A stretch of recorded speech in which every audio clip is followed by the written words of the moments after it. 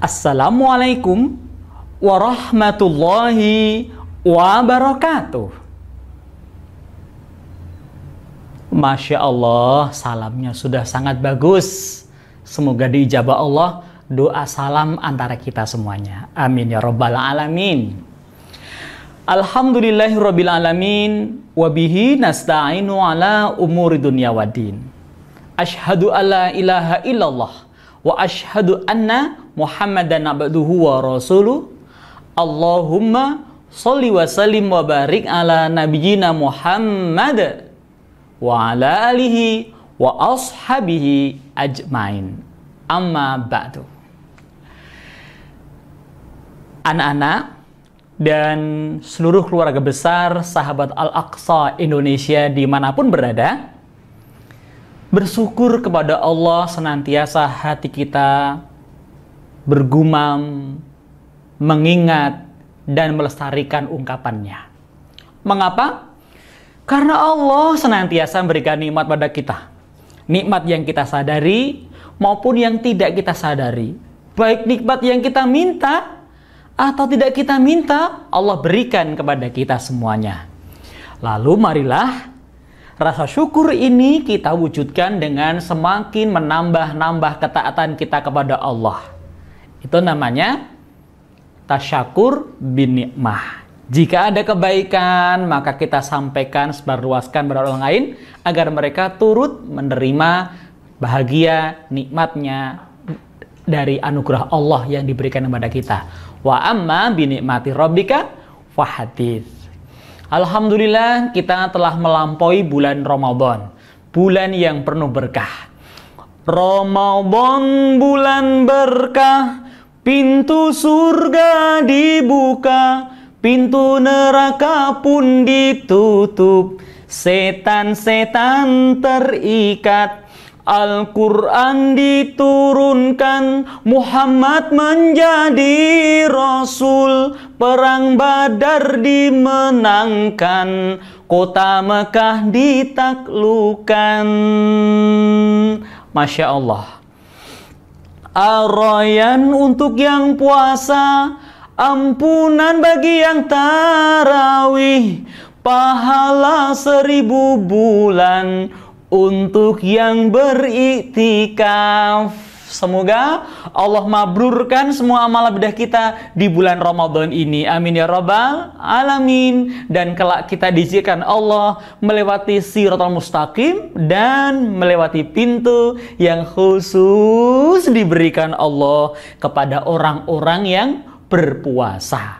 Yang puasanya mabrur, makbul, kemudian dipahalai dengan pahala sebaik-baiknya. Ingat, khusus puasa, Allah berfirman, inna shaum fahuwali. Sesungguhnya puasa itu untukku. Fa'adzibih. Maka terserah Allah akan melipat gandakan seberapapun pahala, kenikmatan, balasan diberikan. Kan Allah maha terhingga. Setelah kita menjalankan ibadah puasa, sampailah kita menjelang pada bulan Syawal. Setelah kita berdoa, semoga puasa, tarawih, tadarus, sedekah, dan amal ibadah lain diterima, maka segera kita dengarkan, kita nikmati lantunan kalimat takbir di mana-mana.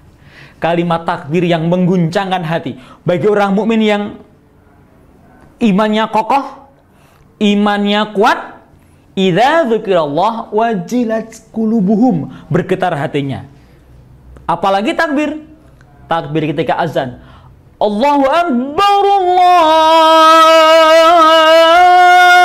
Akbar, bergetar hatinya. Subhanallah. Disebut nama Allah, bergetar. Apalagi dalam sehari semalam kita sholat berapa kali takbir? 17 rakaat. Setiap rakaatnya kita 5 kali takbir.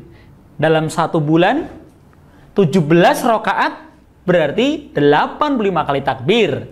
Dikalikan 30 hari ditambah dengan takbir ketika tarawih yang 11 rakaat dengan witirnya, yang 23 dengan witirnya, berarti setiap hari kita sengaja mengguncangkan jiwa kita, jantung kita, perasaan kuat kita Karena iman kepada Allah. Maka ketika kita mengucap takbir, ketika sholat id atau malam takbir, Allahu Akbar, Allahu Akbar, La ilaha illallah, Wallahu Akbar, Allahu Akbar, walillahil hamd. Itu takbir yang keluar dari hati kita, ruh yang sangat dekat dengan Allah. Tanda kemenangan. Kemenangan apa? Memenangkan peperangan melawan hawa nafsu selama bulan Ramadan. Tidak makan, tidak minum, tidak melakukan yang merusak pahala puasa. Seperti apa? Menggunjing, main aplikasi yang nggak bermanfaat, nonton film-film yang nggak berguna, ya. Diperbanyak membaca Al-Quran, kan bulannya Quran.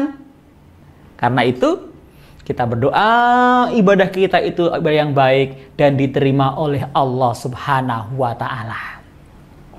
Amin, amin, amin. Ketika kemenangan tiba, apapun yang diberikan Allah kepada kita berupa kemenangan, syukuri, syukuri, dan jangan sampai kita kufuri.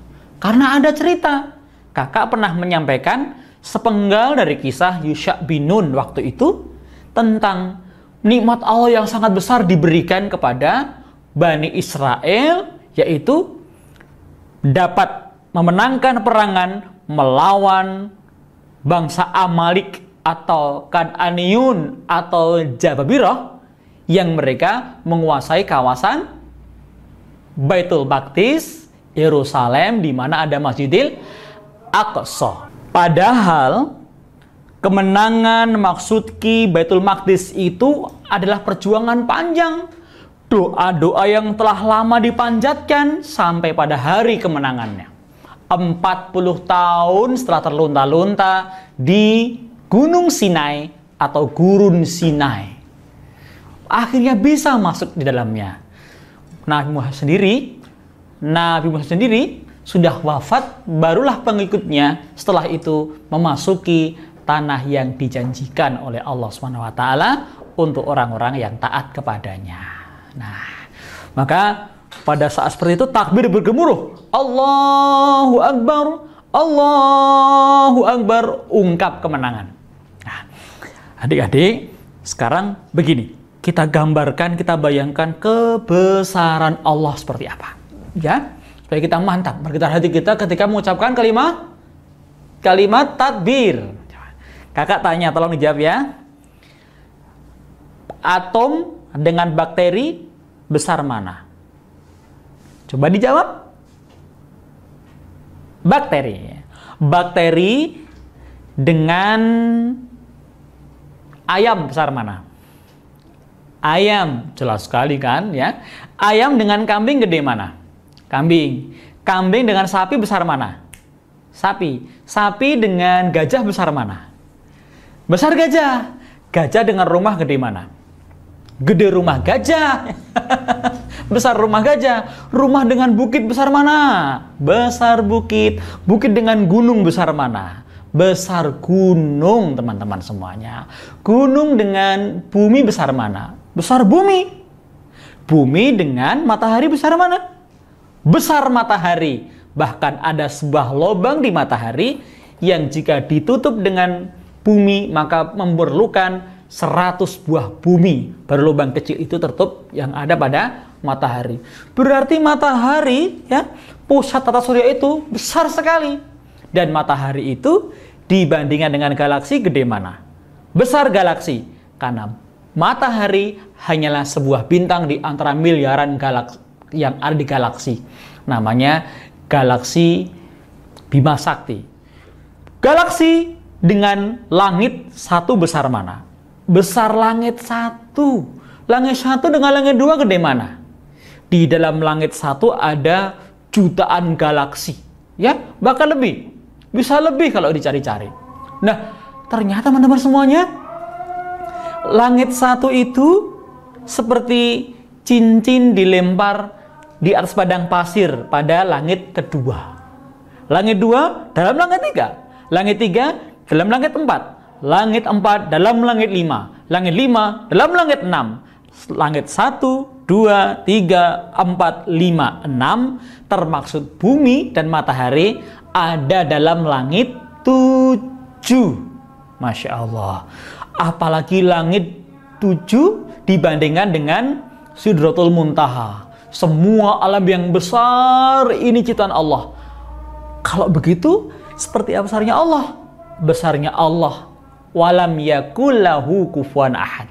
Tak ada yang setara dengan besarnya Allah.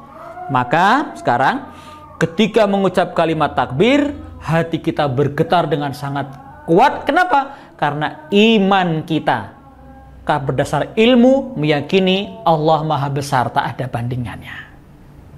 Alhamdulillah. Takbir pada akhir Ramadan ini dan pada bulan Syawal ini takbir yang paling indah, menggugurkan dosa-dosa yang kita lakukan semasa sebelum-sebelumnya. Nah, kembali tadi pada kisah Yusha bin Nun. Ketika mereka berjuang selama sekian puluh tahun untuk masuk ke Baitul Maqdis dan akhirnya diizinkan Allah, maka mereka bergembira, bersyukur pada Allah. Tapi rupanya tidak. Ada sekelompok manusia ciptaan Allah, makhluk Allah yang tidak pandai bersyukur. Padahal Allah telah limpahkan kepada mereka banyak anugerah, kemenangan, ampunan, diselamatkan dan lain-lainnya. Tapi akhirnya semua itu kembali dikufuri dan menjadi jauh dari Allah SWT, sehingga Allah melaknat mereka. Nah, ingat kisahnya kan?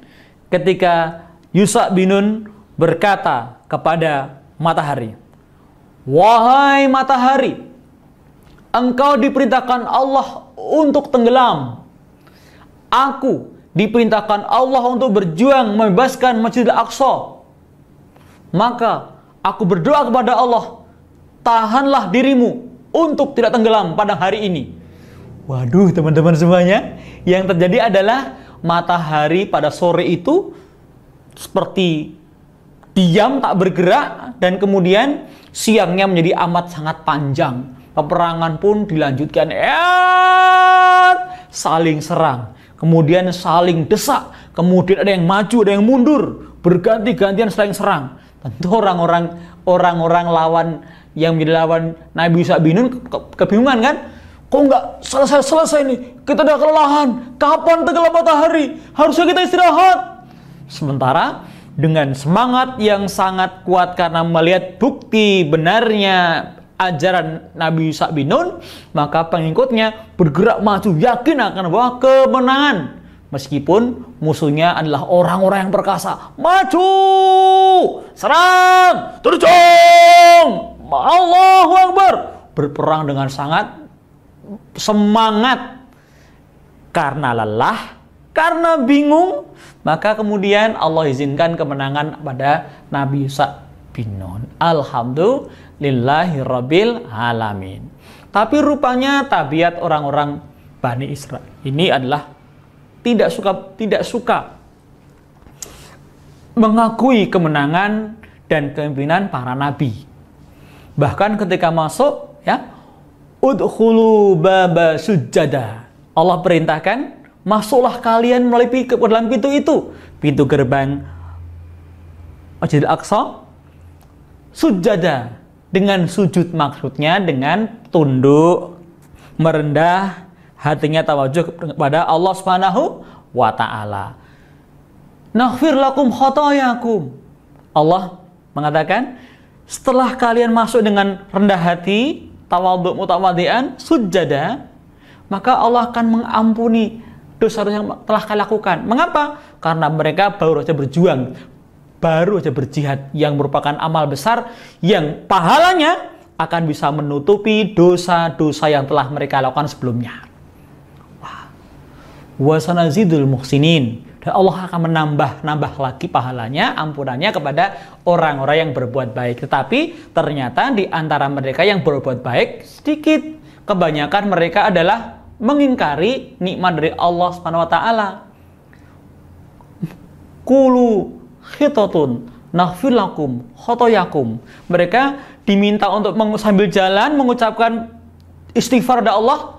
Khitatun maksudnya istighfar, minta ampun, malah mereka melesetin. Hobi suka melesetin ayat perintah ini juga ada kebiasaan dari orang-orang Bani Israel. Disuruh mengucapkan khitatun naghfir lakum khotoyakum, mereka khitah diganti dengan kata khintoh. Apa tuh khintoh? Menghina sekali kan? Orang Jawa bilang yang ngeyel banget kan? Disuruh minta maaf dengan mengucapkan khitatun naghfir lakum khotoyakum, malah mengucap khitah diganti dengan kata khintoh. Khintoh itu artinya apa? Khintoh itu artinya biji gandum. Dan jalannya nggak tunduk, malah mereka ngebalik arah, membelakangi pintu dan jalannya mundur. Mungkin kayak orang main TikTok itulah ya. Gandum. Jalan ke belakang. Astagfirullahaladzim. Ayat kok diselewengin, ayat kok buat permainan. Ini kelakuan Bani Israel yang seharusnya terima kasih pada Allah. Sudah dimenangkan dari orang-orang yang menguasai, orang-orang perkasa, kuat, bengis, yang menguasai Baitul Maqdis, Masjidil Aqsa di Yerusalem. Malah mereka sembrono, mundur ya. Jangan suka niru yang begitu ya. Itu sesuatu yang sangat merendahkan, meremehkan harkat kita karena kesia-siaannya. Inna lillahi wa inna ilaihi raji'un. Nah, teman-teman semuanya, mereka kemudian berpesta pora, ya. Sebagian malah melakukan pelanggaran. Pestanya berlebihan, mungkin menari, mungkin minuman keras dan lain-lainnya. Membuat Nabi Yusha bin Nun kemudian merasa sangat prihatin. Nah, kepemimpinan masyarakat di Baitul Maqdis kemudian dipimpin oleh Nabi Yusha bin Nun. Beliau membagi menjadi 12 wilayah berdasarkan suku-sukunya, 12 suku. Masing-masing memiliki pemimpin yang pemimpinnya adalah hakim-hakim. Qudat atau qadhi, qudat. Maka dipimpin oleh para qadhi, hakim-hakim dari orang-orang soleh mereka, memimpin suku-suku masing-masing. Ketika ada masalah agama, masalah apapun, dikonsultasikan dengan Nabi Yusha bin Nun alaihi salam. Nah, tapi kembali, selama dipimpin oleh orang-orang yang menjadi hakim di kalangan mereka, mereka kembali jahat, kembali liar, kembali membuat gusar para malaikat, para nabi, dan membuat Allah murka.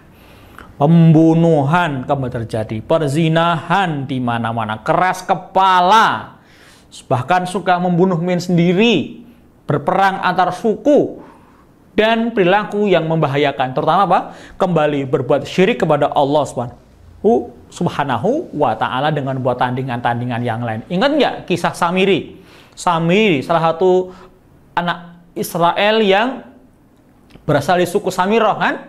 Nah, makanya mereka saling berselisih, saling membunuh, saling bertengkar satu dengan lainnya tanpa keakuran. Dan akhirnya, ya mereka harus menghadapi keadaan yang merasakan keadaan lemah di antara mereka sendiri. Yang sudah menang nih, tiba-tiba melemah karena mentalnya turun, moralnya merendah, akhlaknya merosot, sehingga pikiran, hati, dan semangat juang mereka menjadi keropos.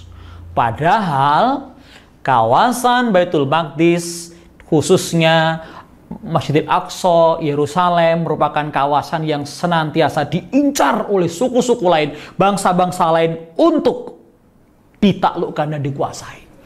Perang satu, disusul perang yang berikutnya. Raja negara lain, bangsa lain menyerang kembali, menyerang terus. Akhirnya mereka lemas.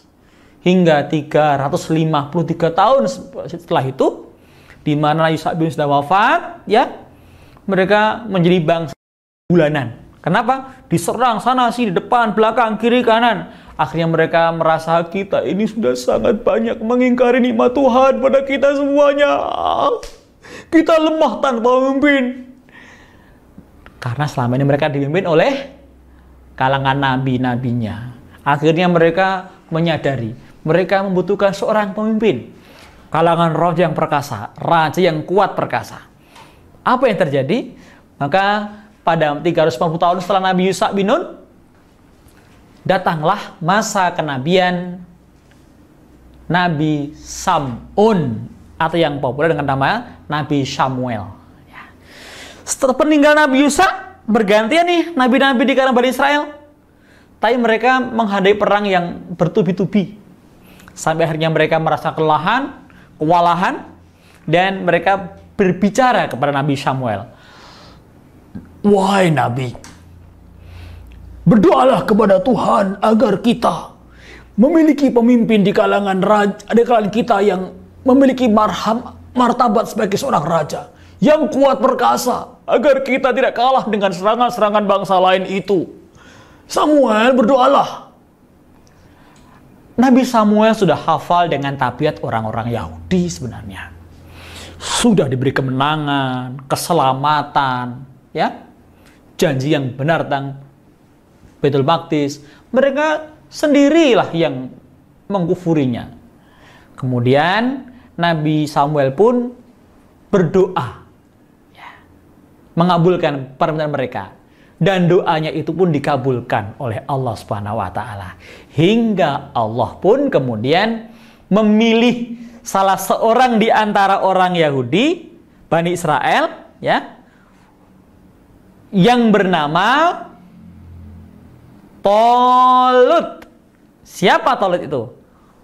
Seorang prajurit biasa di kalangan Bani Israel. Dan salah satu suku yang ada di 12 suku di Bani Israel. Tolut ini dipilih Allah karena punya keistimewaan, ya. Tetapi sudah minta doa para nabi, sudah dikabulkan akan memiliki pemimpin, lagi-lagi mereka mengkufurinya. Mereka nggak mau dipimpin oleh Tolut, teman-teman semuanya. Begitulah watak mereka, keras kepala, maunya yang muncul dari kalangan kepala suku mereka sendiri, yang jumlah sukunya 12 tadi. Tidak bisa dibiarkan. Seharusnya kitalah keturunan Yehuda yang menjadi pemimpin atau raja di kalangan Bani Israel ini, bukan Tolut orang biasa. Tidak bisa pula kami, suku yang memiliki banyak jasa terhadap kemenangan Bani Israel dari suku-suku lain yang menyerang kita. Hai, jangan begitu. Kami pun juga berhak menjadi pemimpin. Kami kaya. Kami berikan harta kami untuk melindungi tempat yang kita cintai ini. Mereka sering berselisih untuk menentukan siapa pemimpinnya. Dan ketika Allah memilih Tolut untuk menjadi raja, malah mereka kembali mengkufurinya. Tidak bisa. Tolak saja. Gak mungkin terima. Wah, mereka bertengkar satu sama lain. Padahal Allah memilihnya berdasarkan doa orang yang paling suci dengan mereka, yaitu Nabi Sam'un atau Nabi Samuel. Allah ternyata memilih Tolut itu bukan sembarangan, karena Allah menyatakan karena bekal ilmu, kelebihan ilmu dan fisik Tolut yang sangat kuat. Meskipun bukan dari golongan ningrat suku-suku yang ada di Bani Israel itu. Tapi mereka nggak terima. Hingga akhirnya Allah menunjukkan salah satu kelebihan Tolut pilihannya, yaitu bukankah ketika diserang oleh bangsa-bangsa lain itu mereka kalang kabut, hingga suatu hari suku lain yang menyerang mereka berhasil merebut, mencuri pusaka, kebanggaan yang paling mereka cintai, yang paling mereka hormati. Apa itu? Namanya tabut. Apa itu tabut? Bukan sabut, ya. Tabut itu sebuah peti. Peti besar, di dalamnya adalah manuskrip, tulisan-tulisan tentang Taurat. Nah, zaman Nabi Musa alaihissalam sekian abad sebelumnya. Kemudian ada tongkat Nabi Musa kemudian ada bajunya Nabi Musa, ada baju Nabi Harun, dan itu mereka simpan rapi sebagai warisan kebanggaan Bani Israel. Tapi dicuri oleh orang-orang yang menyerang mereka, sehingga mereka merasa lemah. Lemahnya karena kehilangan pusaka. Inna lillahi wa inna ilaihi roji'un. Materi mereka hilang, merasa lemah. Padahal iman yang seharusnya menjadi bahan bakar semangat hidup mereka, malah mereka lupakan, mereka sia-siakan. Nah, teman-teman semuanya, ketika di antara mereka sedang berkumpul dan Tolut yang santun itu akan berbicara, mendapatkan bully dari orang-orang Bani Israel ini, Allah mengutus malaikat untuk mengambil kembali tabut, dibawa terbang, kemudian diletakkan di depan Tolut. Ini bukti yang sangat kuat kalau Tolut adalah pilihan Allah. Orang pilihan Allah tidak pernah salah. Allah tidak pernah salah memilihkan kita, orang-orang yang terbaik untuk memimpin kita atau mendampingi kita sebagai sahabat dalam hidup ini. Pilihan Allah. Nah, maka berdoa supaya Allah berikan sahabat-sahabat pendamping hidup kita, sama-sama menuju jannah bersama-sama. Amin ya rabbal alamin. Dan dibukalah tabut itu, benarlah mereka dan terperanjat. Memang Tolut adalah pilihan Allah. Baiklah, kita bawa, kita angkat ia, kita akui ia sebagai pemimpin kita. Barulah mereka mengakui Tolut sebagai seorang pemimpin. Kelak Tolut akan membawa mereka berperang melawan Jalut, melewati beberapa ujian, dan akhirnya menang dengan ditandai terbunuhnya Jalut oleh seorang pahlawan belia yang bernama Daud. Nabi Daud itu ya. Adam, Idris, Nuh, Hud, Saleh, Ibrahim, Lut, and Ismail, Ishak, Yakub, Yusuf, Ayub, Yulkifli, Syu'aib, and Yunus, Musa, Harun, Ilyas, Ilyasa, Daud, Sulaiman, Yakaria, Yahya, Isa, and Muhammad, the last prophet Rasulullah. Nabi Daud alaihissalam ini yang nanti akan menjadi raja penerus, rajanya Bani Israel, sebutannya King David ya. Masih ingat ketapel yang ia gunakan? Tepat di dahi Raja Jalut yang sangat gagah, Goliat yang sangat gagah perkasa dan menakutkan. Piing! Robohlah si Jalut menemui kematiannya. David atau Daud kemudian dielulukan, bahkan ia kemudian menjadi penerus Tolut memimpin Bani Israel. Kemenangan itu disyukuri karena Daud jadi pemimpin. Bahkan Tolut kemudian menjadi mertua daripada Nabi Daud alaihissalam, alias Daud menantunya Tolut. Dari Daud nanti akan muncullah, lahirlah putranya, raja besar yang namanya Raja Sulaiman. Nabi Sulaiman alaihi salam. Tapi sayang, watak keras kepala, ingkar janji, bahkan membunuh para nabi tidak pernah ditinggalkan oleh Bani Israel. Sampai mereka terusir dari tanah suci Baitul Maqdis. Kemudian mereka tersebar luas sampai akhirnya nanti mereka berkumpul kembali, telah berkumpul membangun sebuah negara baru, dan malah sekarang mereka menjadi penjajah tanah suci Baitul Maqdis, Palestina, Masjidil Aqsa di kota Yerusalem. Kita puasa menang lawan hawa nafsu. Kemenangan ini kita gunakan untuk meningkatkan ketakwaan kita kepada Allah, mengambil pelajaran dari puasa, menjadi semakin dekat kepada Allah, semakin taat, semakin berprestasi. Kita gunakan sebanyak-banyaknya kemampuan kita, kelebihan kita, kemenangan kita untuk kemenangan yang lebih besar lagi, untuk kemenangan umat Islam sedunia.